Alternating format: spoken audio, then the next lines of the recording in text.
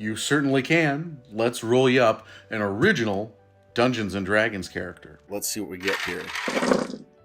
We have a chaotic evil halfling paladin who, if you multi-class, you're going to go into rogue. You are quite old, but you are a very large halfling, which is interesting. And no one can see your eyes typically because you wear some kind of covering, and you have a distinguishing feature on your nose. And this die tells me you have a scar, so I think that's probably what that distinguishing feature is.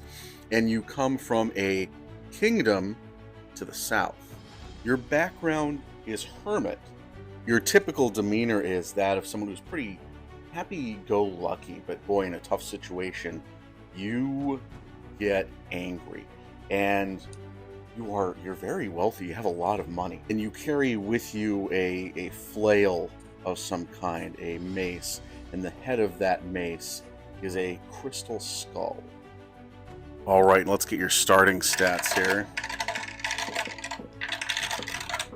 I have a 16, a 12, a 14, a 12, a 13, and an 11. Okay, if you want to make one of your weaker stats charisma, and your stronger stats, Constitution. And now let's get you a name. And I name you Jasper Fiendcleaver. And Jasper, in your kingdom, you are known as the Fiendcleaver. And you do live technically in the castle, but you're this hermit. You live in this really isolated cell that people must visit you before they have any sort of visitation with the king. The setup is only the purest of heart and the goodest of individuals can have an audience with the king. So it's tradition and culture that they stop it with you first. You're this old hermit, paladin, you've been here for a very long time. And they essentially confess their wrongdoings to you. Anything that can absolve them of a negative aura that might hinder their audience with the king. You're very smart, and you're this chaotic, evil individual who's very wealthy.